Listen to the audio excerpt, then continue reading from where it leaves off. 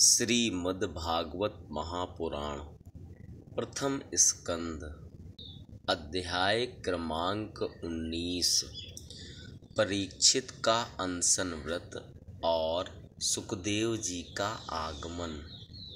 श्लोक क्रमांक 29 के पश्चात ससंव्रतस्तत्र महान् महीयसां ब्रह्मर्षि राजर्षि देवर्षि संघैः व्यरोचतालं भगवान् यथेन्दुर्ग्रहरक्षतारानिकरैः परीतः प्रशान्तमासीनं कुण्ठमेधसं मुनिं नृपो भागवतोऽभ्युपेत्य प्रणम्य मूर्ध्ना वहितः कृताञ्जलिर्नत्वा गिरा सूनृतयान्वपृच्छत्।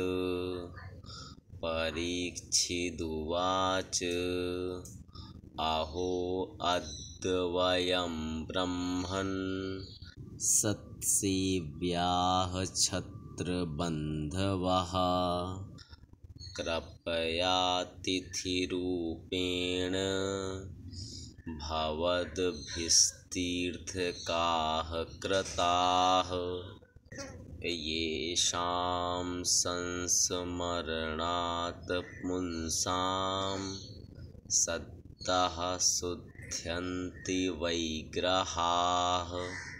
किं पुनर्दर्शन स्पर्शपादशौचासनादिभिः सान्निध्यात्ते महायोगिन पातकानि महान्त्यपि सद्यो नश्यन्ति वै पुंसां विष्णोरिव सुरेतराः।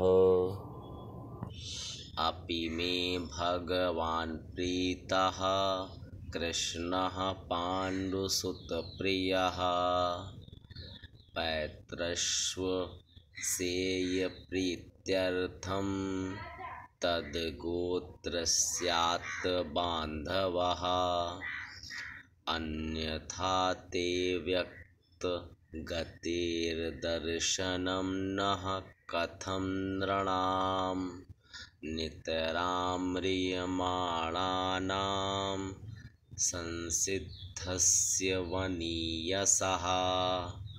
अतः पृच्छामि संसिद्धिं योगिनां परमं गुरुं पुरुषस्येह यत्कार्यं म्रियमाणस्य सर्वथा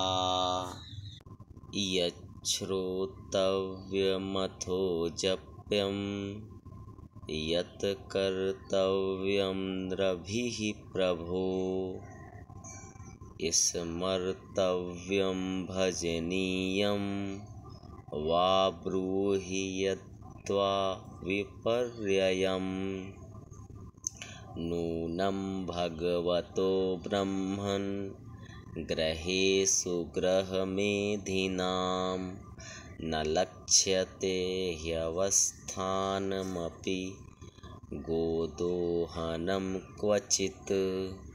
सूत उवाच एवमाभासितः पृष्टः स राज्ञा सलक्षणया गिरा प्रत्यभाषत धर्मज्ञो भगवान् बादरायणिः। ग्रह नक्षत्र और तारों से घिरे हुए चंद्रमा के समान ब्रह्मर्षि देवर्षि और राजर्षियों के समूह से आवृत श्री सुखदेव जी अत्यंत शोभायमान हुए। वास्तव में वे महात्माओं के भी आदरणीय थे। जब प्रखर बुद्धि श्री सुखदेव जी शांत भाव से बैठ गए, तब भगवान के परम भक्त परीक्षित ने उनके समीप आकर और चरणों पर सिर रखकर प्रणाम किया। फिर खड़े होकर हाथ जोड़कर नमस्कार किया। उसके पश्चात बड़ी मधुर वाणी से उनसे यह पूछा। परीक्षित ने कहा, ब्रह्म स्वरूप भगवान, आज हम बड़भागी हुए, क्योंकि अपराधी क्षत्रिय होने पर भी हमें संत समागम का अधिकारी समझा गया। आज कृपा पूर्वक अतिथि रूप से पधार कर आपने हमें तीर्थ के तुल्य पवित्र बना दिया। आप जैसे महात्माओं के स्मरण मात्र से ही गृहस्थों के घर तत्काल पवित्र हो जाते हैं।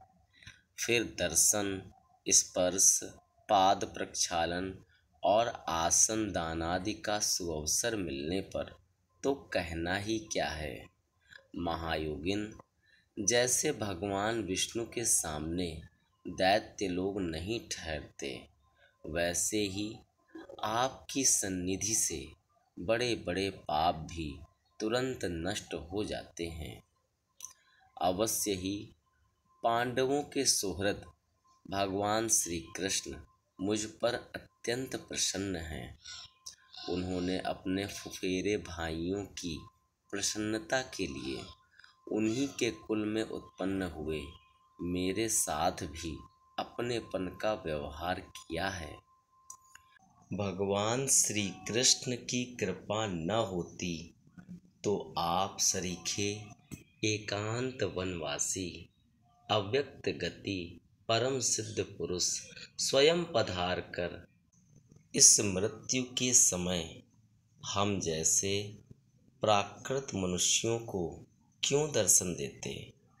आप योगियों के परम गुरु हैं, इसलिए मैं आपसे परम सिद्धि के स्वरूप और साधन के संबंध में प्रश्न कर रहा हूँ। जो पुरुष सर्वथा मरणासन्न है, उसको क्या करना चाहिए। भगवान, साथ ही यह भी बतलाइए कि मनुष्य मात्र को क्या करना चाहिए।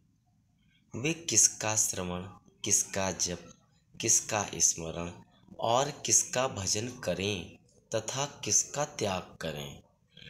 भगवत स्वरूप मुनिवर, आपका दर्शन अत्यंत दुर्लभ है, क्योंकि जितनी देर एक गाय दुही जाती है गृहस्थों के घर पर, उतनी देर भी तो आप नहीं ठहरते। सूत जी कहते हैं, जब राजा ने बड़ी ही मधुर वाणी में इस प्रकार संभाषण एवं प्रश्न किए, तब समस्त धर्मों के मर्मज्ञ व्यास नंदन भगवान श्री सुखदेव जी उनका उत्तर देने लगे। इति श्रीमद्भागवते महापुराणे वैयासिक्यामष्टादशसाहस्रयां पारमहंस्यां संहितायां प्रथम स्कंधे शुकागमनं नामैकोनविंशोऽध्यायः। इति प्रथमः स्कन्धः समाप्तः। हरिः ओम तत्सत्।